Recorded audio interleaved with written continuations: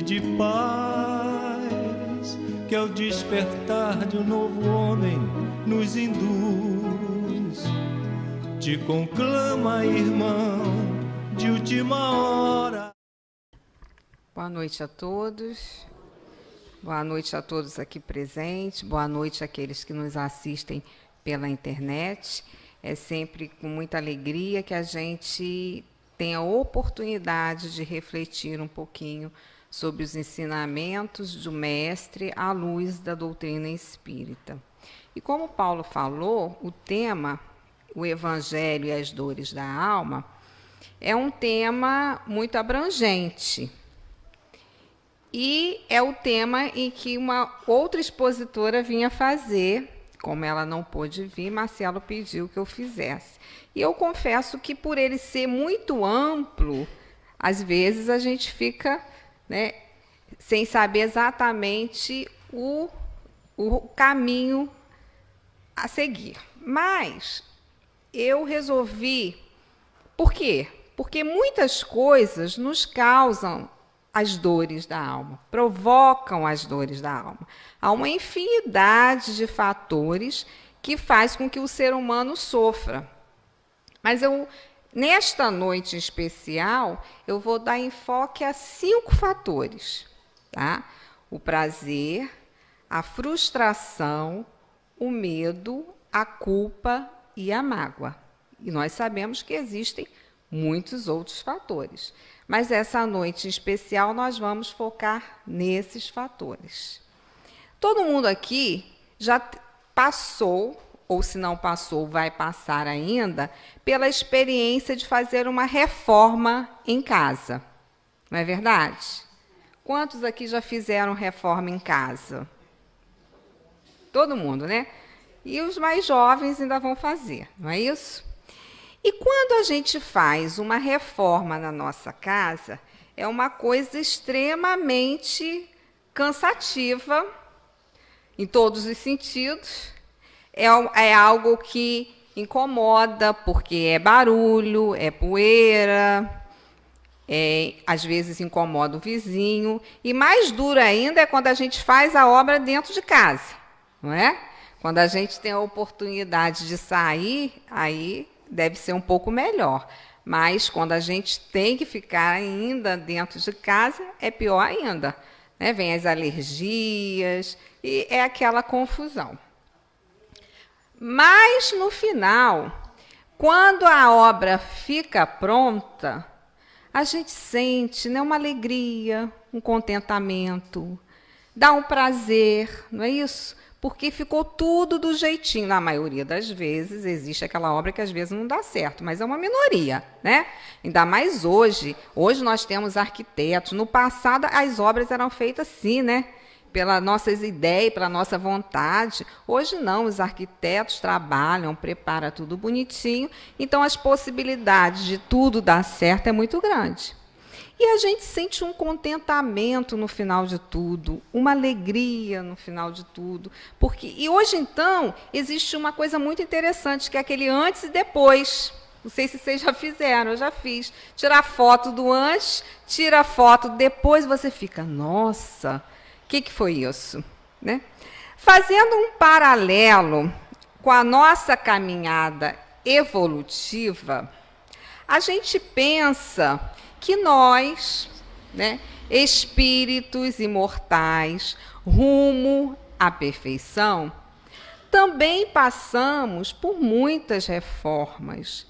E, passando por essas reformas, nós enfrentamos muita desordem, muito barulho, muitas dores, muitas dificuldades. Nós temos vivido um momento de muitas dificuldades. Mas essas dificuldades não são só do agora. Nós temos atravessado momentos difíceis nas nossas existências. Hoje em dia, a gente se alarma mais, a gente tem a impressão que o sofrimento está maior. Eu tenho uma amiga, Eu sou professora, trabalho na escola, e eu tenho uma amiga que ela é orientadora educacional, e esses dias ela entrou na minha sala e foi muito engraçado, porque ela entrou assim: Rose, eu quero ver o bom velhinho. Aí eu não entendi nada, né? Quer ver o bom velhinho? Eu quero. Quando as lojas começarem a enfeitar e o bom velhinho chegar, eu vou ficar muito feliz, que eu vou lembrar que eu estarei de férias. E eu quero férias. Eu quero Natal, eu quero férias. Eu falei: meu Deus, para, o que é isso? Eu não aguento, eu não estou aguentando. É tanto problema, mas é tanto problema que eu não estou dando conta. E realmente, né, quem aqui, se alguém trabalha em escola, não vou dizer que é mentira. Realmente são muitos os problemas. E a gente foi conversando, aí eu lembrei para ela: olha só, mas o ano passado a gente também falou isso, que a gente estava querendo que chegasse o Natal. E no ano retrasado também, né? E há muitos anos a gente fala isso. Então, as dificuldades, na verdade, elas nos rondam há muito tempo. Talvez, atualmente, a gente não esteja conseguindo dar conta, uma melhor conta dessas dificuldades. Aí, nada por acaso, eu li uma frase do Augusto Cury que fala assim: não existe o fundo do poço para a inteligência humana. Há sempre uma saída que você não enxerga. Né? Às vezes a gente não consegue lidar melhor com a dificuldade, então a gente acha que aquilo é o fim, mas nós é que não estamos conseguindo trabalhar com a dificuldade. E a dificuldade faz parte da nossa existência, não tem jeito. As dores físicas ou as dores morais, as dores da alma, fazem parte. Por quê? Porque nós ainda estamos distanciados da perfeição. Nós ainda estamos distante da lei de Deus. Quando nós tivermos alcançado essa plenitude, o entendimento total das leis de Deus, aí nós estaremos conhecendo a felicidade real. Nós hoje vivenciamos momentos de felicidade, mas essa felicidade ainda não é plena para nós. Então, nós estaremos livres quando essa nossa casa interior estiver totalmente reformada. Enquanto a gente estiver fazendo puxadinho, né, vai dar problema. Vai dar ruim, como falam os meus alunos. Não é isso? É preciso que a nossa casa interior esteja totalmente reformada para que a gente alcance a felicidade tão almejada. E aí a gente lembra de Jesus, quando ele disse: eu e o Pai somos um só. Por quê? Porque ele já tinha alcançado essa comunhão plena com o Criador, com as leis divinas. E nós alcançaremos um dia essa comunhão plena com as leis divinas. Ainda estamos a caminho. Então, nós, para falarmos hoje, nessa noite, nós consultamos esses livros aqui, pelo Espírito, todos dois, pelo Espírito Joana de Ângeles. O primeiro é Plenitude e o segundo é Impermanência e Imortalidade. Né?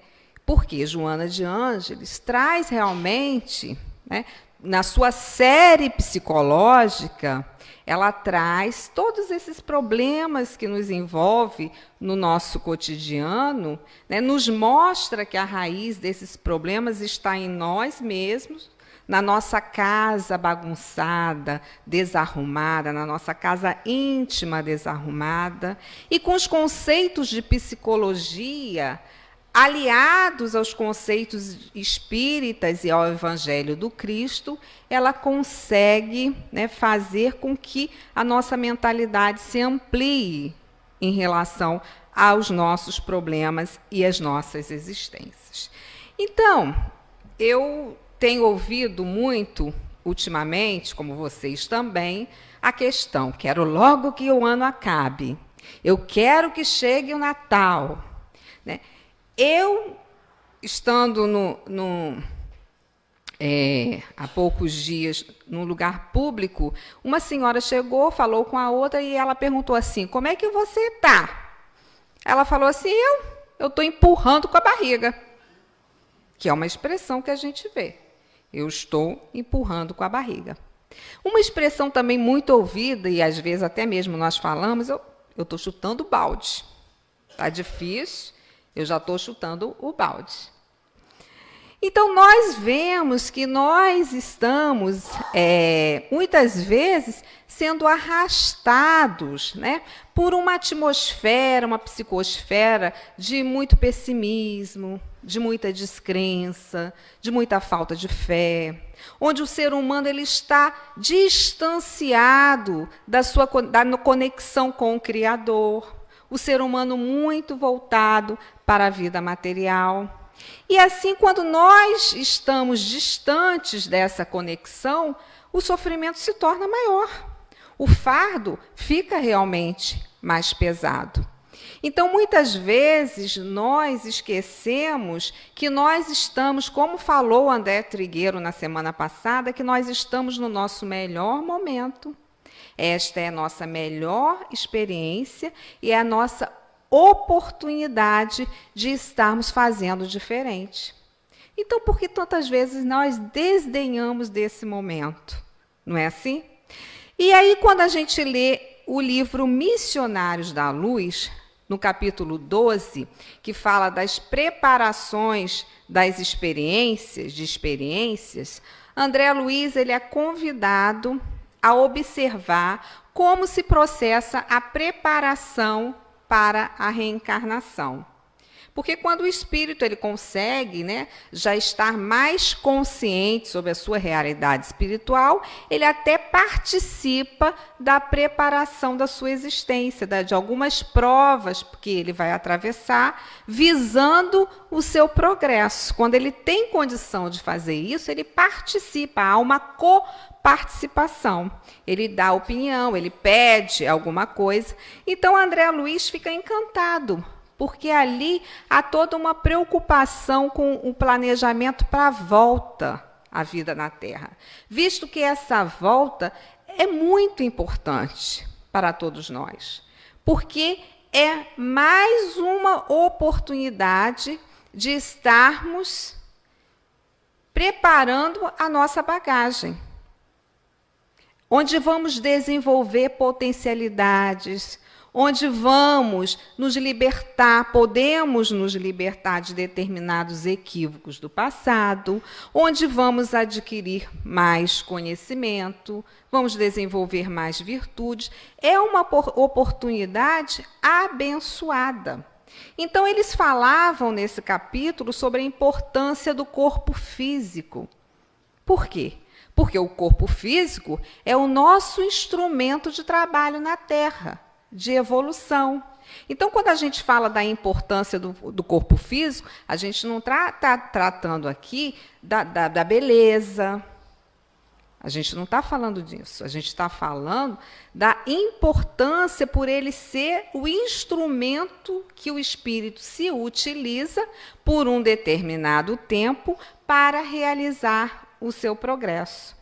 Então, André Luiz ficava observando que chegou um espírito que estava querendo saber como seria o seu processo de volta à Terra.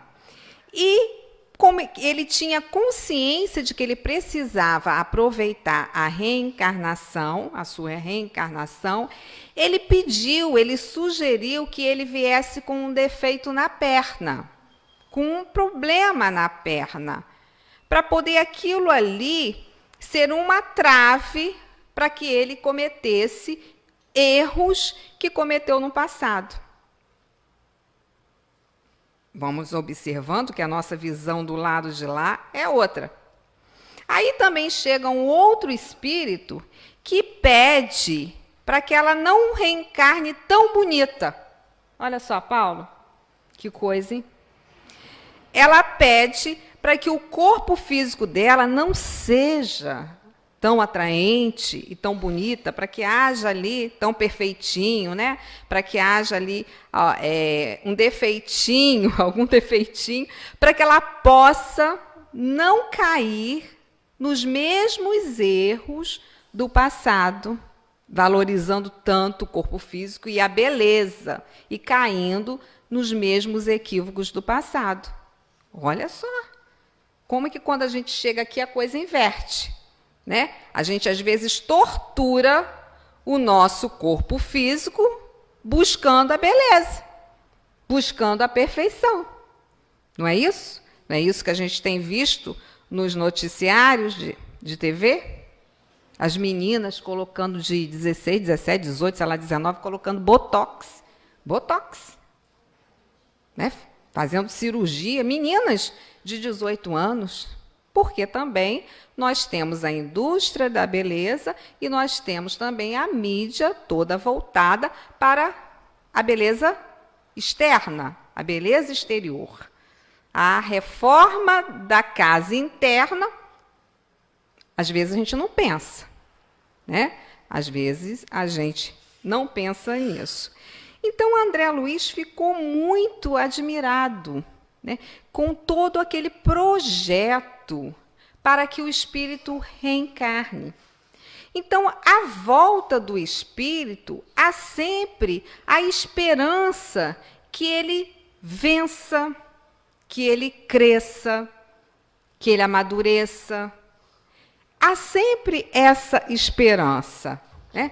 Não se nasce, como às vezes a gente fala, só para sofrer. O sofrimento faz parte, porque foi uma escolha, foi uma semeadura em algum momento.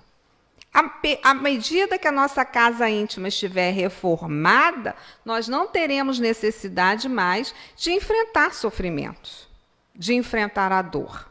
Ela é um processo que indica imperfeição do espírito.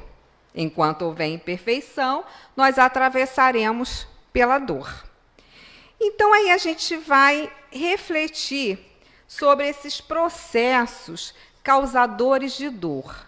E nós vamos pensar também sobre a importância da nossa existência. E isso eu quero que fique em mente. A importância do nosso momento.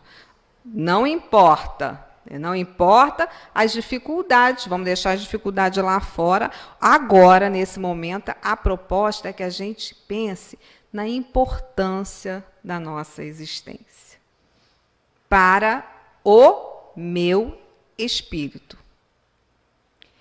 Então, o prazer.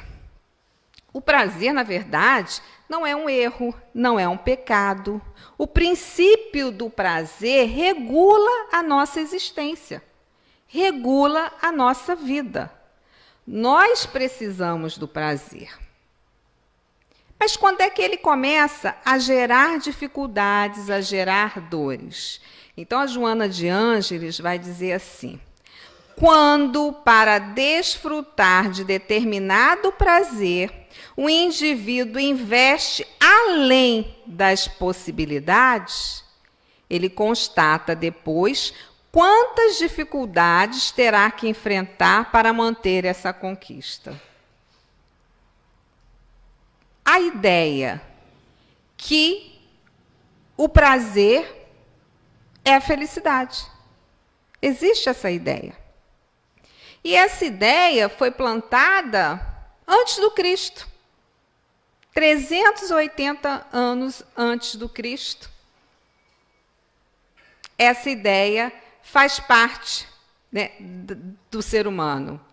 Quando um grego chamado Aristipo de Cirene, ele vem com a ideia de que existe dois caminhos, prazer e dor. E que devemos aumentar o prazer para suprimir a dor. Essa ideia se chamou hedonismo, onde se exaltou o prazer. O indivíduo, para ter felicidade, tinha que ter prazer. E não importava o que ele ia fazer para conseguir o prazer.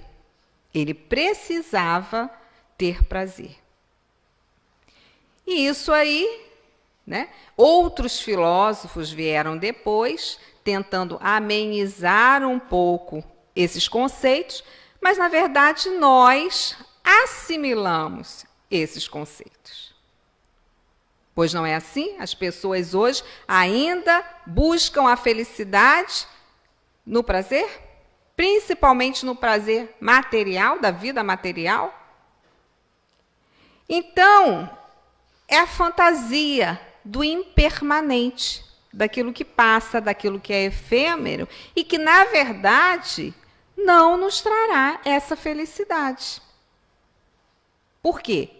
Porque a felicidade real foi a felicidade proposta por Jesus, que é uma felicidade que vem de dentro para fora e não de fora para dentro.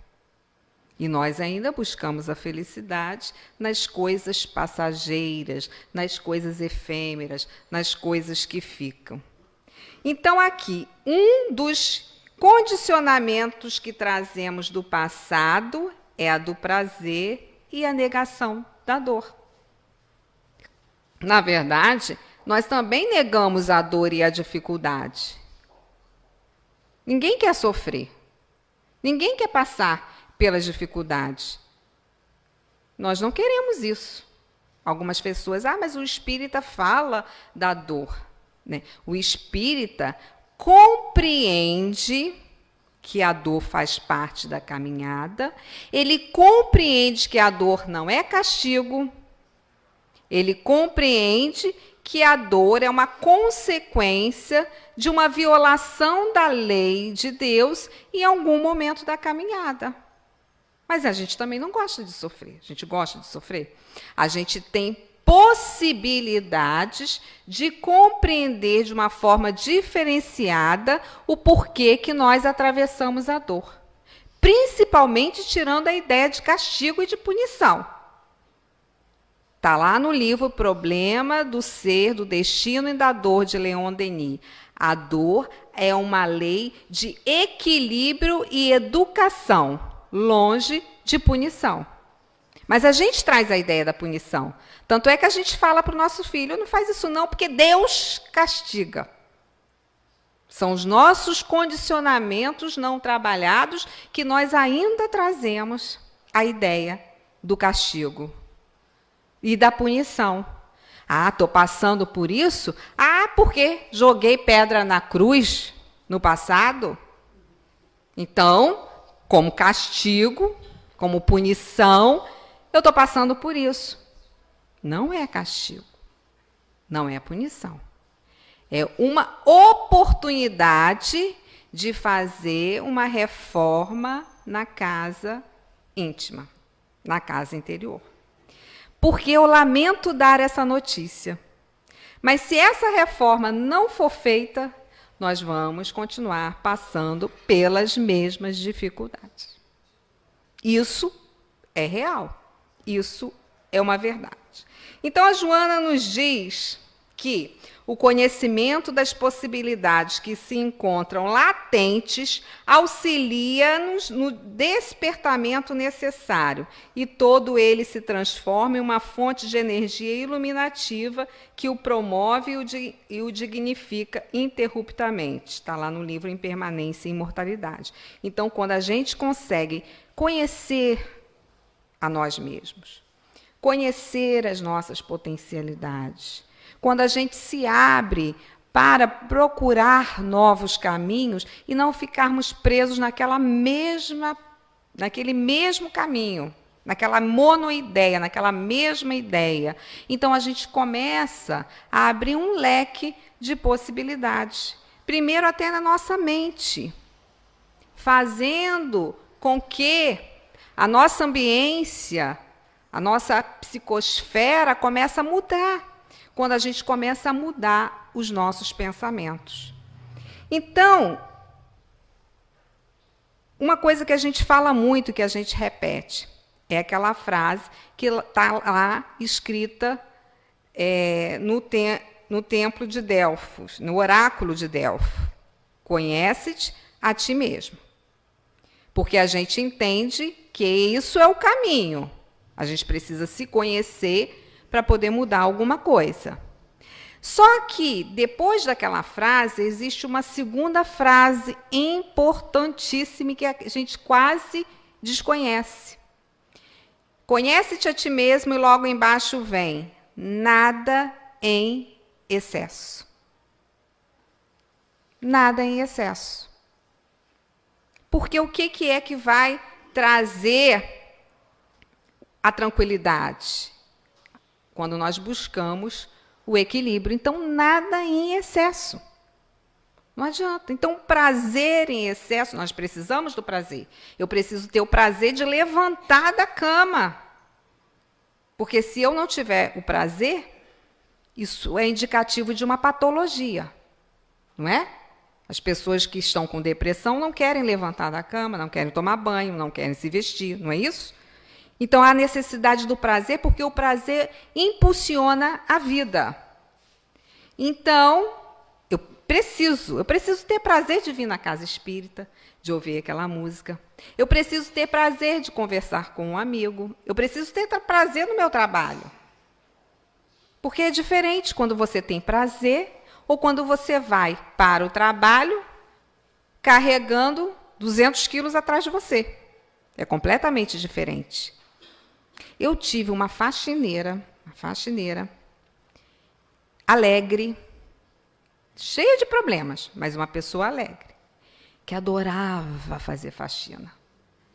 Gente, era incrível a faxina daquela mulher.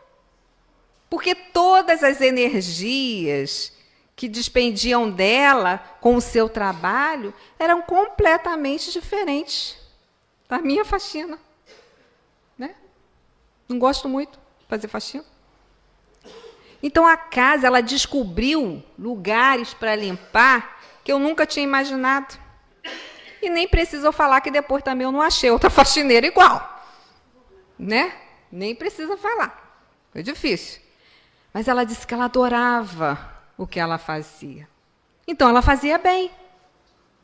Fazia bem. Porque ela gostava do que ela fazia. Então, quando você vai cozinhar e você gosta, a comida é diferente. Né? Quando você vai dar aula e você gosta, a aula é diferente. Né? Quando você vai para o hospital e você gosta, o trabalho é diferente. Tudo é diferente. Porque o prazer está te movendo. O prazer está renovando. Então, todo prazer que leva ao excesso vai gerar o quê? Precipitação, falta de raciocínio, loucura. Excesso. Nada em excesso. Depois vamos falar um pouquinho da frustração. Porque é uma coisa que a gente tem percebido, né? As pessoas frustradas, jovens frustrados, adolescentes frustrados, todas as idades, a frustração. Por que vem a frustração? Aí Joana nos diz, cada conquista, depois de experienciada, abre espaço a novos desejos, porque não corresponde aos anseios profundos do sentimento. Se nós estivermos no âmbito material, o âmbito material não vai responder a anseios profundos do nosso sentimento. Não vai estar relacionado ao espírito. Matéria, uma coisa, espírito, outra. Então, é mais ou menos assim. Eu quero aquele carro. Legal, a gente trabalha para conquistar aquele carro. Aí você conquista o carro. Aí passa um tempinho. Esse carro não é muito bom? Olha o carro do meu vizinho que é legal. Tem tudo que a gente pode imaginar. Aí você já, aquele carro ficou ultrapassado. Um celular, isso é incrível, né? Celular novo, saiu da loja, esse celular aí está ultrapassado. Vamos para outro. Aí o outro, e o outro, e o outro, e a dívida, eu não sei por onde fica. Fica por aí. Né? Que a gente quer a gente quer e depois vem a frustração. Isso eu estou falando no âmbito material. E no âmbito das relações? Como é que está a frustração no âmbito das relações? Nossa, fulano me fez isso. Como que fulano pôde fazer isso comigo? Mas o que eu esperava de fulano? Fulano tinha a capacidade de fazer diferente? Eu não sei. Eu achei que eu merecia uma coisa.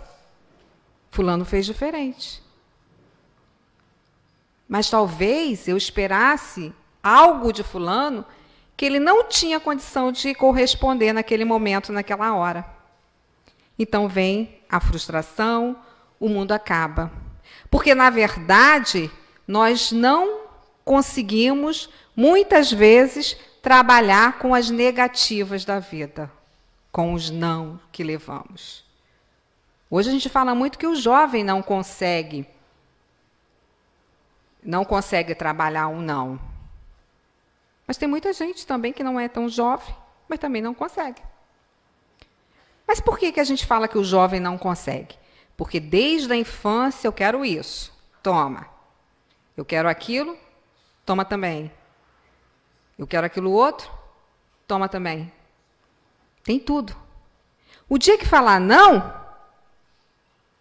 sabe o que é isso? Porque foi sempre sim. Sim, e principalmente sim em coisas. Muitas coisas. Então, o nosso despreparo em relação ao não causa o sofrimento. E a gente precisa, então, começar a trabalhar isso. Porque a vida, devido às nossas próprias escolhas, nos diz não. Em muitas ocasiões. E aí nos diz não e o mundo acabou? Não. Nós continuamos a viver. Então, frustração. Outra coisa que precisamos ter atenção em relação à frustração foi uma palestra que eu ouvi da Anete Guimarães, em que ela falou que o problema da frustração é que a frustração leva a uma agressão. A gente é frustrado, a gente quer agredir, muitas vezes. E se eu me frustro com o meu chefe aprontou comigo. Eu não posso agredir meu chefe, senão eu perco o emprego. Então, aquela frustração e aquela vontade de agredir, eu desloco para um outro alguém. Então, me aborreci no meu trabalho, eu chego em casa. Quem está em casa, minha esposa. Mulher, a janta está pronta? Não, ainda não, falta um pouquinho. Acabou. Só isso aí já foi motivo, né?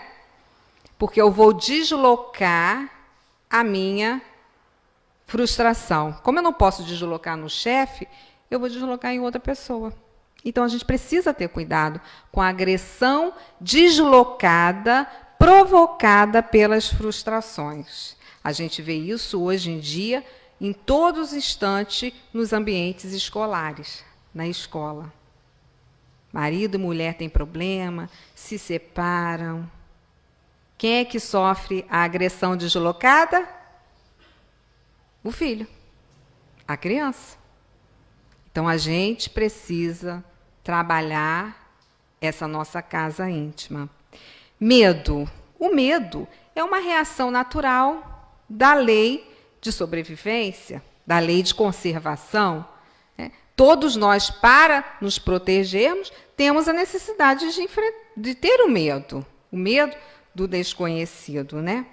Mas o que leva ao sofrimento? É aquele medo que nos paralisa, é aquele medo que impede as nossas realizações, né? É aquele medo, tudo é motivo da gente se desesperar, da gente ter medo. Sinto uma dor, vou ao médico. É uma dor que eu nunca senti. O médico passa o exame. A gente faz o exame. Meu Deus! Até chegar o resultado e levar ao médico, a gente não dorme. Ai, meu Deus, será que eu estou com algo muito grave? Será que é câncer? Será que é isso? É um medo, é um pavor, que durante aqueles dias nos fazem muito mal. E às vezes não é nada, não é? Vocês já passaram por isso? Eu já passei, né? Sofrimento, vai no Google. Aí quando pega o resultado do exame, está lá um nome que nunca viu na vida. Meu Deus. Vou no Google, porque hoje tem Google. Vamos lá no Google, ver o que é. Acessa o Google. É o medo. Medo por algo que pode nem acontecer, por algo imaginário, que de repente nem vai acontecer. Então a gente sofre por antecipação, por algo que colocamos em nossa mente que pode nem acontecer, mas que causa sofrimento. Causa falta de sono, o sono é ruim, a relação com o outro fica ruim, pelo medo que paralisa. Então, a proposta de Joana é localizarmos os nossos medos para trabalharmos. E esses medos, que às vezes são verdadeiras fobias, podem ter a causa até em existências anteriores, né? Então, por isso a gente precisa conhecer, ter cuidado e, principalmente, trabalhar isso aí. Culpa, outro fator muito gerador do sofrimento. Porque, às vezes, ela é consciente, a gente fez alguma coisa, se sente culpado, sabe o que foi, carrega aquela culpa. Outras vezes, também é algo do nosso passado, que fica no nosso inconsciente. Mas, mesmo assim, gera aquela sensação de melancolia, que a gente não sabe de onde vem, mas tem um porquê, tem uma causa. Né? Então, ela é até mais fácil de ser tratado quando a gente sabe, quando foi alguma coisa da vida atual, né? Mas tudo tem o seu tratamento. Então, a gente tem que procurar o caminho, e principalmente o caminho em relação à culpa se chama auto-perdão. Porque todos nós temos uma chance de fazer diferente. O que fizemos já foi feito. Foi feito e foi feito. Agora, olha como que é diferente a gente não repetir aquilo que foi feito. A gente fazer diferente. Né? A gente se permitir, se dar essa chance de fazer diferente. Então, Joana, no livro Plenitude, ela propõe a canalização dos pensamentos e das emoções para a compaixão, para a justiça, para o auto-amor, para a paz. E não é essa a proposta do Cristo? Sim, né?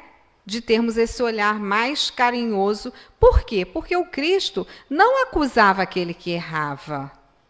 Então, ele não se detinha no erro. Ele dava a oportunidade do ser fazer diferente. Porque se ele se detesse nos enganos, nos equívocos, nas dores, ele teria escolhido outros discípulos. Já imaginaram isso? Pedro era resmungão. Pedro muitas vezes não tinha fé. Pedro muitas vezes era violento. Pedro julgava. E os discípulos eram pessoas comuns. Ele poderia ter trazido à terra espíritos de uma alta envergadura como ele para serem os seus discípulos, espíritos que iriam espalhar o evangelho. Mas ele fez isso? Não. Os seus discípulos eram pessoas comuns, que erravam, que tinham pouca fé. Como ele falava, homens de pouca fé, podeis fazer o que eu faço e muito mais. Mas por que não faziam? Porque também eram imperfeitos. Mas Jesus sabia disso. E o importante não era se deter no mal, era buscar fazer diferente. E a gente tem que lembrar da proposta do Cristo. Fazer brilhar a nossa luz para minimizarmos as dores da alma. Brilhe a vossa luz. Foi a proposta do Cristo. Eu tenho luz? Que luz é essa? Será que Jesus estava brincando quando falou brilhe a vossa luz? Não. porque nós alcançaremos o que ele alcançou. Então, ele não brincava. Era um estímulo para que a gente olhasse para a nossa casa interior e nós nos preocupássemos com as reformas. Então, ele não enganou, não mentiu. Brilhe a vossa luz, porque ele sabia que nós tínhamos luz, não é, Sirene? Ele sabia. Agora, quanto tempo a nossa luz vai ficar apagadinha, isso aí é um problema de cada um. Eu não sei, né? Mágoa. Mágoa é um problema? Ou mais que um problema, não é, Sirene? E fica, alguém fez alguma coisa e, ó, remói, remói, remói. Pior que remói, não remói nem só nessa vida, não. A gente deixa para outra, para outra. É grave estarmos cultivando a mágoa, né? Então, conta-se a história que Chico Xavier tinha um cachorrinho aleijado, deficiente, era aleijado. E ele tinha um carinho, mas tinha um trabalho com aquele cachorro. Dava muito trabalho, porque ele tinha maiores necessidades. Então, ele chegava em casa, depois daquela noite no centro de trabalho, ainda ia cuidar daquele cachorro, gastava muito dinheiro com o animalzinho. Então, tinha uma vizinha que achava que aquele cachorro era um problema para Chico muito grande. Que se ele se livrasse do cachorro, ia ser mais fácil. Ela, na sua ingenuidade, não é maldade, gente, ingenuidade, preocupada com o Chico, achou que se aquele cachorro morresse, ia ser mais fácil para ele. Então, um dia, Chico chegou em casa, o cachorro estava muito mal, muito malzinho, e o cachorro morreu. Então, ele com a irmã enterrou o cachorro no quintal da casa, e Chico ficou triste, porque tinha um carinho enorme por aquele cachorrinho. Aí passou um tempo, e a irmã um dia virou para ele e falou: Chico, sabe do cachorrinho? Sei, até hoje eu não esqueço o meu cachorrinho, não sei o quê. Pois é, aquela nossa vizinha, achando que o cachorro dava muito trabalho, envenenou o bichinho, Chico. Olha, o Chico ficou com seu coração sofrido. Não tinha ódio, porque já não estava mais dentro de si o ódio. Mas ficou uma dor, uma mágoa. Puxa, tipo assim, por que ela fez isso? Não é assim que a gente fez? Por que fez isso? E ficou com aquela mágoa. Só que aquilo ali estava dificultando o seu trabalho na psicografia, porque escurecia, né? Então, Emmanuel, a certa feita, apareceu para ele e falou assim: Chico, você vai precisar dar um jeito nisso, porque essa manchinha aí que você está carregando está dificultando o trabalho. Você precisa fazer alguma coisa. Ué, mas eu vou fazer o quê? Ah, você vai procurar saber o que a sua vizinha está precisando muito, e você vai comprar para ela. Aí Chico: ai, meu Deus, foi ela que me prejudicou, foi ela que matou meu cachorrinho, e eu vou ter que fazer isso, Emmanuel? Vai. Não foi isso que Jesus nos ensinou? Retribuir o mal com o bem? Não é isso que você prega? Então, você vai ter que fazer, sim. Então, aí Chico perguntou para a irmã, que era muito amiga da vizinha, o que a vizinha estava precisando. Como a vizinha era costureira e deu um problema na máquina, a irmã falou: Chico, ela precisa muito de uma máquina de costura. Na época era caro, né? Chico, meu Deus, uma máquina, a gente imagina, né? E foi lá e dividiu em prestações suaves da Casa Bahia. Não sei se tinha Casa Bahia, mas em prestações suaves, e comprou a máquina para a vizinha. Aí, num dia, chega, né, Chico na casa da vizinha com aquela máquina. A alegria, os olhos saltitantes daquela vizinha, quando vê Chico entrar com aquela máquina. Ela agarra Chico, dá aquele abraço demorado, chora de emoção. E naquele momento, aquela manchinha no coração de Chico vai se desfazendo. E ele volta à normalidade. Foi esse o caminho proposto por Jesus. É difícil? Não é fácil, mas não é para ser fácil também. Tem que ser complicadinho, não é? Então, meus irmãos, as lições do Cristo, as lições do Evangelho, elas representam um material didático, pedagógico, para que a gente faça as nossas reformas. Não tem jeito. Vinde a mim, todos vós que estáis aflitos, e eu vos consolarei. Os seus ensinos consolam. Muitos daquela época não conseguiram entender a proposta de Jesus, justamente porque ela falava de uma outra vida. Falava da vida do espírito, falava do imaterial, quando ele dizia: meu reino não é deste mundo. Que a felicidade também não é deste mundo. Muitos não entenderam. E até hoje eu poderia dizer que não entendem. Alguns entenderam. Havia uma mulher na cidade de Magdala que chegou a Magdala e era profundamente bonita.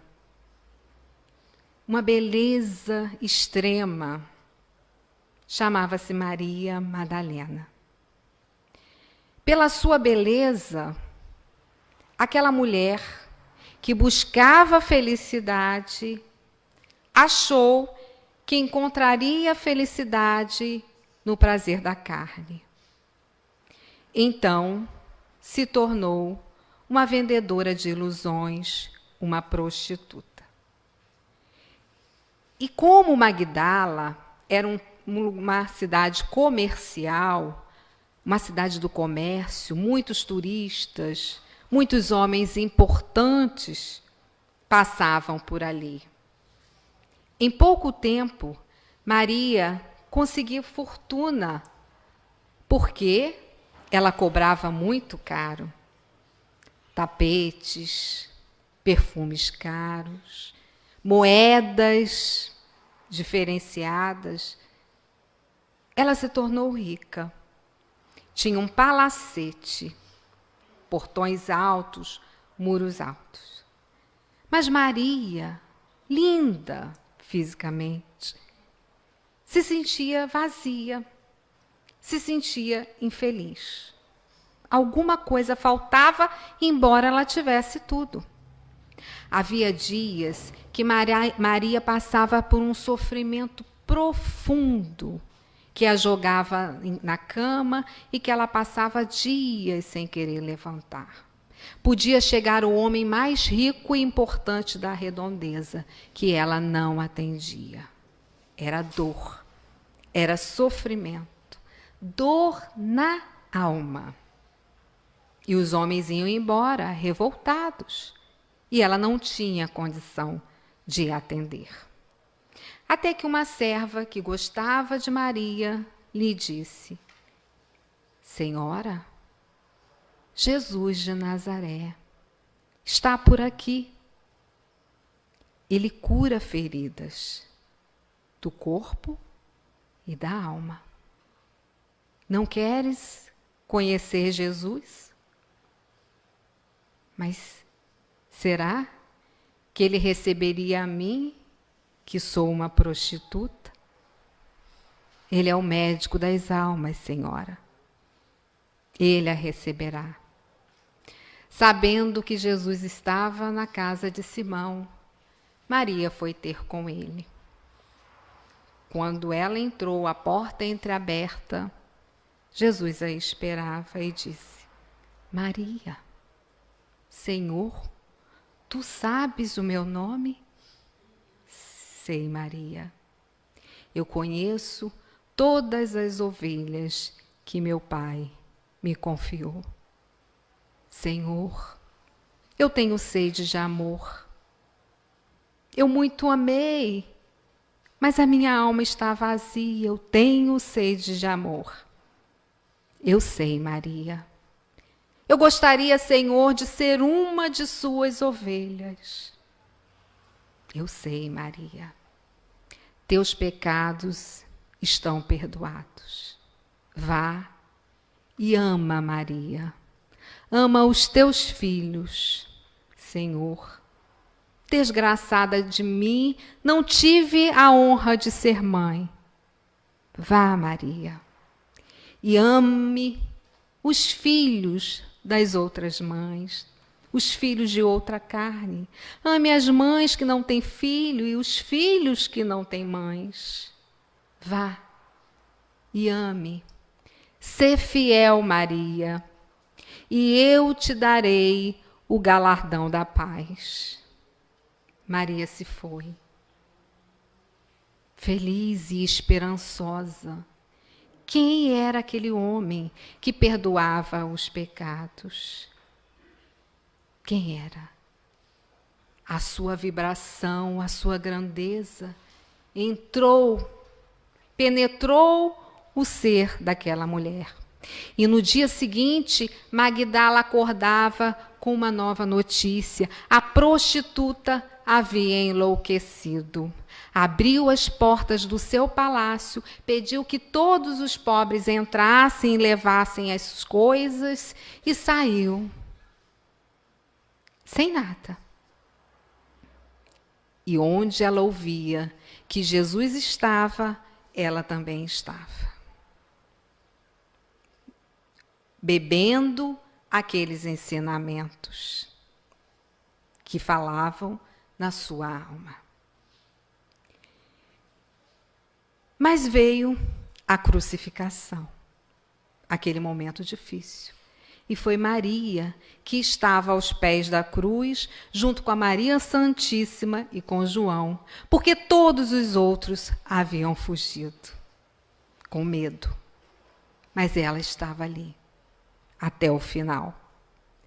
Dias depois da crucificação, quando ela vai visitar o túmulo, percebe que a porta está aberta.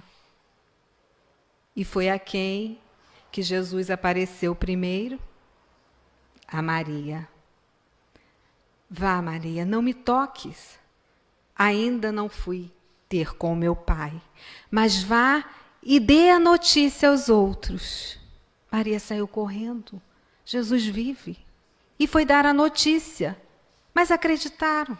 Ah, Maria. Se Jesus tivesse que voltar, ia aparecer a João. Ia aparecer a Mãe Santíssima, a você, uma prostituta. O preconceito é cruel. E Maria, sozinha, porque não era aceita, tentava reconstruir a sua vida. Até que um dia, ao lago de Genezaré, ela lembrava das bem-aventuranças, ela lembrava do doce Rabi da Galileia. E de repente vinha um povo tocando uma sineta. Eram os leprosos. Eles gritavam, saia! Os leprosos vêm. E ela teve um ímpeto de sair correndo também. Mas ela lembrou. Ama Maria. Ama Maria. E ela voltou. Os leprosos se aproximaram e perguntaram, mulher, queremos saber de Jesus. Jesus, onde está Jesus que cura as dores do corpo? E dizem que cura as dores da alma. Onde está Jesus? Maria sentiu uma pontada no coração em ter que falar para aqueles que vieram de longe com úlceras no corpo, crianças, mulheres, sofridos, desenganados, desesperados, que não faziam parte de uma sociedade, porque os leprosos tinham que viver no vale dos imundos, no vale dos leprosos. Maria sentiu uma dor e falou: Jesus foi crucificado. Imaginem aquelas pessoas esperançosas em ver Jesus. Quando ela fala Jesus foi crucificado, alguns caíram, choraram. Era a esperança que eles tinham. Mas Maria começou a falar de Jesus, a contar os seus ensinamentos, a contar para ele o que ela tinha aprendido. E eles começaram a ouvir, começaram a acalmar. E assim a noite passou, o dia veio. Quando a vigilância sanitária chegou e expulsou todos os leprosos que não poderiam ficar ali. Tinham que ir para o Vale dos Leprosos. Eles foram se despedindo de Maria. E no final, Maria vê uma criancinha que se volta para ela e dá tchau, dá um aceno. E Maria: irmãos, esperem por mim. Irei com vocês. E ela foi. Foi aquela mulher linda, de rara beleza, com aqueles cabelos compridos, foi viver no Vale dos Leprosos. E curava, tentava acalmar a dor, fazendo os curativos nas feridas. E todas as tardes reunia aquele povo e falava de Jesus, dos seus ensinos, das suas bem-aventuranças, da necessidade da fé, todos os dias. Anos depois, se banhando no lago, ela percebe uma mancha, toca, não tem sensibilidade. Ela percebe que a partir daquele momento também era uma leprosa. E o discurso daquela noite foi diferente. Meus irmãos, nós, os leprosos, temos a alegria de receber os ensinos de Jesus. E Maria ali persistiu, no objetivo de levar felicidade àquelas pessoas, amenizar a dor. Com certeza, após o seu desencarne, antes, aliás, do seu desencarne, ela sentiu uma enorme vontade de estar com Maria de Nazaré, que era aquela que em nenhum momento a repreendeu. E levaram até Maria e ela desencarna em Éfeso, nos braços de Maria. Com certeza, Maria de Magdala, pela grande reforma que fez, alcançou o galardão da paz. Assim, todos nós aqui pensamos, mas nós, como faremos essa reforma? Como faremos essa reforma? Como Maria, como Paulo? É tão difícil. Mas a proposta de hoje é pensarmos, será que todos nós, nessa nossa existência, não temos a oportunidade, não podemos ser um pouquinho mais compreensivos? Pouquinho. Será que todos nós não podemos ser um pouquinho mais otimistas? Será que todos nós não podemos ter um pouquinho mais de fé? Será que todos nós não podemos buscar mais a conexão com o Pai? Será que nos é impossível sorrir mais? Será que nos é impossível abraçar mais os nossos entes queridos no nosso lar? Será que nos é impossível compreender mais? Será que não podemos reclamar menos, julgar menos. Será que não temos essa capacidade? É uma resposta que está na nossa casa íntima, na nossa necessidade de reforma. Que Jesus nos ampare, que Jesus nos abençoe. Perdão porque extrapolei 10 minutos, não puxem a minha orelha. Que Jesus nos fortaleça nessa nossa caminhada, que sejamos mais esperançosos, porque a dor existe, mas também existe as possibilidades de acalmá-las, as possibilidades até mesmo de revertê-las. Precisamos buscá-las. Muita paz a todos.